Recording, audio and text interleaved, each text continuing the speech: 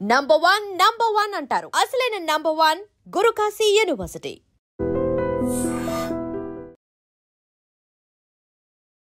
నమస్కారం అండి. నమస్తే. మీ పేరు? సహస్ర తిరుమల శెట్టి.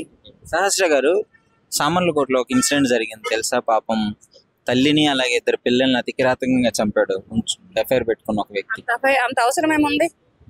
చంపాల్సిన అవసరం ఏముంది? నీతో ఎఫ్ఐఆర్ ఉంటే నువ్వు ఆమె వరకే చంపు. ఆమె పిల్లల్ని చంపడానికి నీకు ఏ రైట్స్ ఉన్నాయి? నీకు ఏ అధికారం ఉంది? ఇంకా భర్త అదృష్టవంతుడు, వాడింట్లో లేనట్టున్నాడు, తప్పించుకున్నాడు.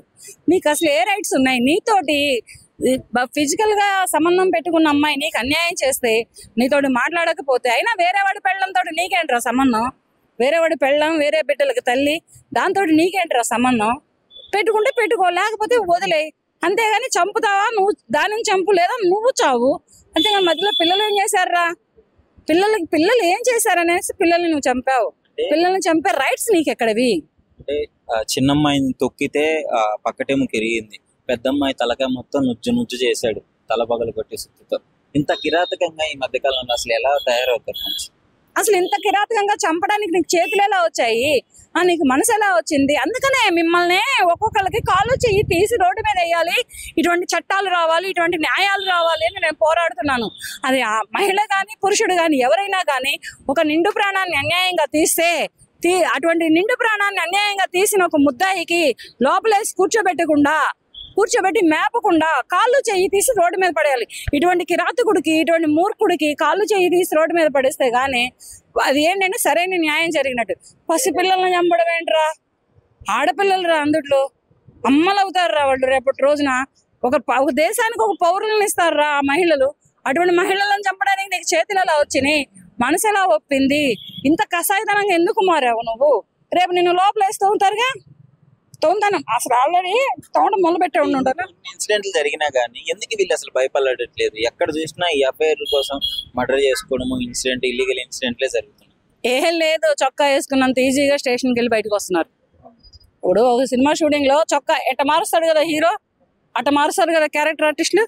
అట్లాగే చొక్కా వేసుకున్నంత ఈజీగా పోలీస్ స్టేషన్కి వెళ్ళి వస్తున్నాడు. అక్కడ సరైన న్యాయాలు లేవు, సరైన చట్టాలు లేవు. దాని మీద ఏంటంటే వీళ్ళకి వెళ్ళి రావడం ఈజీ అయిపోయింది. లేకపోతే బెయిల్ మీద రావచ్చు, లేకపోతే ఒక ఏదో ఒకటి డబ్బు ఇచ్చి రావచ్చు అని ఒక ఉద్దేశాలతో వీళ్ళు ఇటువంటి అరాచకాలకి, ఇటువంటి దారుణాలకి తెగబడుతున్నారు. శుభ్రంగా నీ బ్రతుకు నువ్వు ఎక్కడ బ్రతికినా బ్రతికేవాడు. నీకు లేరా పెళ్ళాం పిల్లలు? సరే పెళ్లి కాకపోతే ఒక మంచి అమ్మాయిని చూసి పెళ్లి చేసుకో. ఈ పిల్లల తల్లితోటి నీకెందుకు? ఈ పిల్లల తల్లి నీతోటి ఎంతకాలం అని ఉంటుంది అనుకుంటున్నావు? అవతల భర్త ఉన్నాడు, పిల్లలున్నారు, పెట్టుకున్న వాళ్ళు పెట్టుకున్నావు, వదిలే రాను అంటే నీ బ్రతుకు నువ్వు బ్రతుకు, మంచి అమ్మాయిని చూసుకొని పెళ్లి చేసుకో. లేకపోతే నీకు భార్య పిల్లలు ఉంటే వాళ్ళతో శుభ్రంగా అడ్జస్ట్ అవ్వు. ఆమె చేసిన తప్పు వల్ల పిల్లలు కూడా బలి కావడం జరిగింది. మహిళది తప్పు ఉంది దాంట్లో. ఎందుకనంటే ఆవిడ చచ్చిపోవడం కరెక్టే, కానీ ఆవిడ వరకే చంపాల్సింది. కానీ పిల్లల్ని చంపి తప్పు చేశాడు ఇతను. పిల్లల జోలికి వెళ్లకుండా వదిలేయాల్సింది. ఆ తండ్రి ఆ పిల్లల్ని పెట్టుకొని వీళ్ళిద్దరిని తప్పు చేసింది, దీనికి సరైన శిక్ష పడింది, దాన్ని ఇష్టపడ్డవాడే శిక్ష వేశాడని వదిలేసేసేవాడు. కానీ ఇదేంటంటే పిల్లల్ని చంపడం చాలా అన్యాయం, చాలా తప్పు, అది చాలా దారుణం. చట్టాలు రావాలి, కాళ్ళు చేతులు తీసి రోడ్డు మీద వేసే చట్టాలు, న్యాయాలు రావాలని మన ఇండియన్ కంట్రీ తరపు నుంచి ఒక మహిళగా నిండు ప్రాణాన్ని తీసినటువంటి ఎటువంటి దోషులకైనా కానీ కాళ్ళు చేయి తీసి రోడ్డు మీద పడేసేటటువంటి చట్టాలు రావాలని ఇండియన్ కంట్రీ మహిళగా కోరుకుంటున్నాను నేను. ఒక లారీ డ్రైవర్ ఇల్లీగల్ రిలేషన్ వల్ల తల్లి, ఇద్దరు పిల్లలు కూడా బలైనారు. సో దీని ఇన్సిడెంట్ మీరేమంటున్నారు? దీనివల్ల ఏంటంటే ఇప్పుడు ఆమె భర్త కాడ లేనిది ఉంచుకున్న కాడ చూసినట్టుంది. వాడేం చేసిండు, నాకు పాము లెక్క పసిగట్టి చంపేసిండు. అసలు భర్త కాడ లేనిది ఉంచుకున్న దగ్గర ఏముంటదండి? ఎందుకు ఈ మధ్య కాలంలో ఈ విధంగా చేసుకోవడం, దాని వల్ల పిల్లలు సఫర్ అవుతున్నారు, పిల్లలు ఇబ్బంది పడుతున్నారు. వాడు ఇప్పుడు మనం ఉంచుకున్నాడు కాబట్టి ఆమెను చంపేది ఉండే, లేకపోతే మార్చుకునేది ఉండే. లేకపోతే వాళ్ళ భర్తకి చెప్పి నాతో ఇన్ని రోజులు ఉంటే నీ పెళ్ళాం ఉంటుంది రాబాయ్, నీ పిల్లాన్ని వదిలేసే, నీకేం కావాలో చెప్పు, నీ పిల్లలని నువ్వు తీసేసుకొని నేను దాన్ని పెళ్లి చేసుకుంటా అంటే అయిపోయేది. ఇప్పుడు ఆమె అవసరమైతే ఆమెను చంపుకో, ఎందుకంటే భర్తను కాదనుకోని నీ దగ్గరకు వచ్చి ఇప్పుడు నిన్ను మోసం చేసింది కాబట్టి ఆమె ఇంకా చేస్తుంది. అట్లా నువ్వు చంపడం ఓకే కరెక్ట్, కానీ పిల్లలు ఏం చేసిండ్రు? పిల్లలు అన్యాయంగా పసిపిల్లలను చంపడానికి కారణం ఏంది? పిల్లలు ఏం చేయలేదు కదా. మీరిద్దరు కలుసుకున్నప్పుడు పిల్లలు ఉన్నారా? పిల్లలు మాట్లాడేసి మీ ఇద్దరిని కలిపారా? కాదు కదా. అట్లాంటప్పుడు చంపడానికి రీజన్ లేదు పిల్లలను. ఆమెను చంపినా అది ఒక రకం, పిల్లల్ని చంపాల్సిన అవసరం అయితే లేదు. రీసెంట్ టైమ్స్ లో ఇట్లా చాలా ఇన్సిడెంట్లు జరుగుతున్నాయి, దాని గురించి మీరు ఏమనుకుంటున్నారు? దాని గురించి ఇప్పుడు ఇట్లా చంపిన వాళ్ళను బయటికి కొద్ది రోజుల తర్వాత బయటకు వదిలేస్తుండ్రు కాబట్టి ఇది నార్మలే. ఈ వద్దు చంపుతాం, మళ్ళీ ఒక సంవత్సరం లోపు ఎట్లయినా ఏదో ఒక నెలలో, సంవత్సరానికి ఏదో ఒక నెల అయితే బయటకు వస్తాము, డబ్బులు కట్టి మా వాళ్ళు రిలీజ్ చేసి బయటికి తీసుకొస్తారు అని ఒక మైండ్ సెట్ తో వీళ్ళు ఇవన్నీ చేస్తుండ్రు. కానీ ఇట్లా అన్యాయంగా చంపిన వాళ్ళను జైల్లో ఉరిశిక్ష ఒకరిని తీస్తే నెక్స్ట్ ఇట్లా చేయరు. కఠిన శిక్షలు పెడితే ఇట్లాంటి వాళ్ళను నడి పబ్లిక్ లో ఇంతకు ముందు ఒక అమ్మాయి హత్య కేసులో, ప్రియాంక హత్య కేసులో నలుగురిని ఎన్కౌంటర్ చేసినారు. అలా ఎన్కౌంటర్ చేయడం కానీ ఉరిశిక్ష కానీ తీస్తే నెక్స్ట్ ఇట్లాంటివి అనేది జరగవు. కానీ ఇప్పుడు పుంజుకున్నోని కోసము పిల్లలను కన్న తల్లి పిల్లలను చంపేసింది. ఆమెను ఏం చేసిండ్రు? ఏం చేయలేదు. ఇంతవరకు ఆ వీడియో ఏం చేసినారు ఆమెను అనేది బయటకు రాలేదు.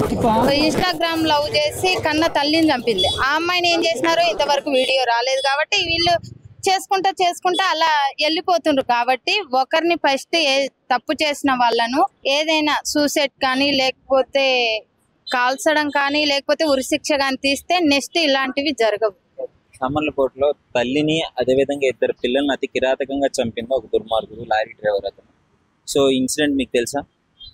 తెలుసు. నేను న్యూస్ ఆర్డర్ చూసినాను, ఫేస్బుక్ లో కానీ యూట్యూబ్ కానీ ఎక్కడైనా చూసాను. ఇది ఎందుకంటే ఇదంతా చాలా దారుణం అబ్బా. చాలా చూసిన, వాళ్ళ తల్లిని చంపుకోవడం, మళ్ళీ దాన్ని చాలా చేసి చాలా చూసిన అన్ని చేసిన.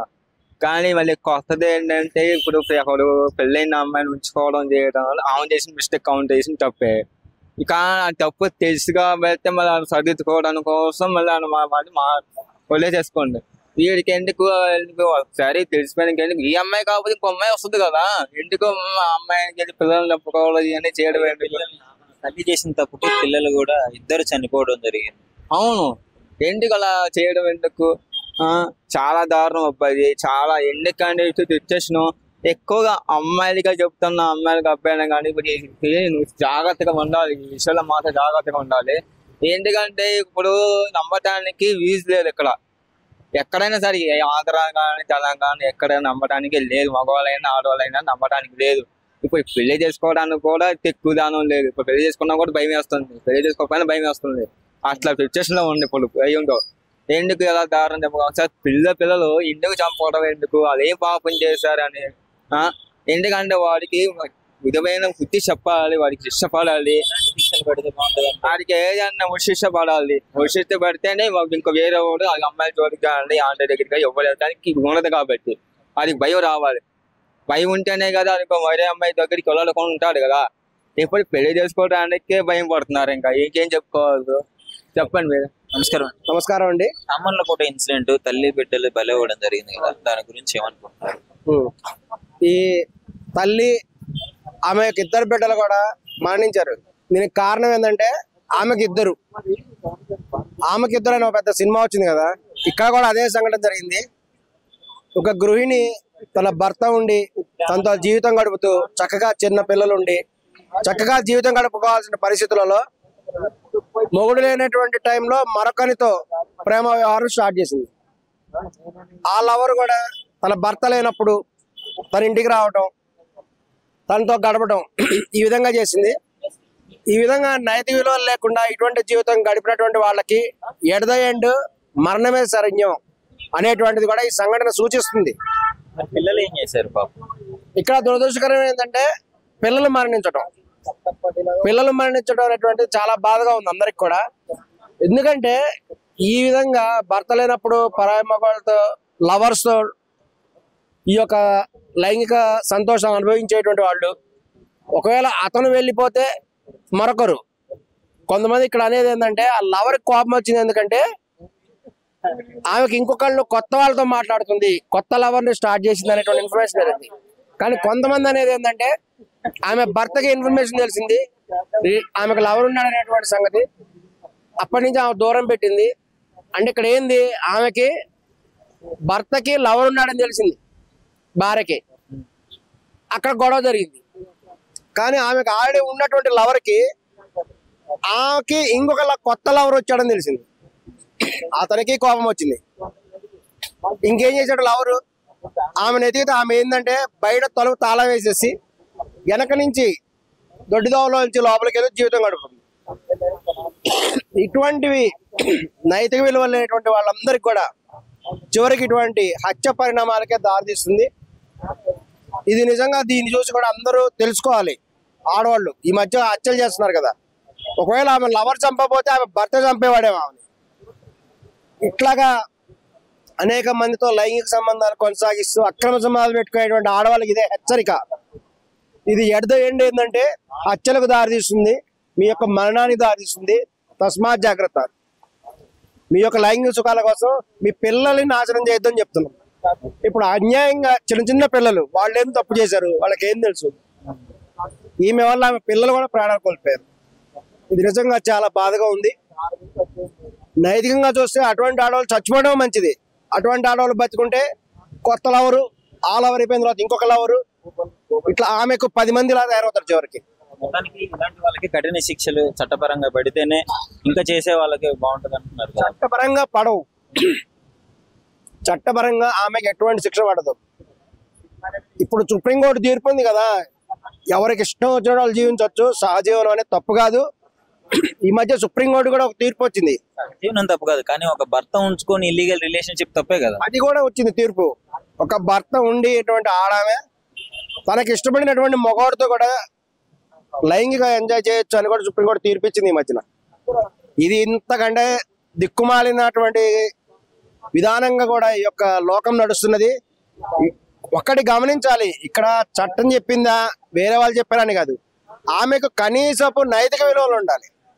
భర్త ఉండి పిల్లలు ఉన్నప్పుడు తన వాళ్ళతో జీవితం గడపాలి. కానీ ఇట్లా తన యొక్క కోరికల కోసము డబ్బు వ్యామోహంతోటో ఇతర వ్యామోహాలతోటో వేరే లవర్ని పెట్టుకొని, ఆ లవర్ అయిపోతే ఇంకొక లవర్ని పెట్టుకొని, ఇంతమంది లవర్స్ కనుకుంటే మీ యొక్క జీవితము సంపూర్ణమవదు, అసంపూర్ణంగానే మీరు చచ్చిపోవాల్సి వచ్చింది అనేటువంటిది ఈ యొక్క చెడు నడతగల ఉండేటువంటి మహిళలకు ఇదొక హెచ్చరిక.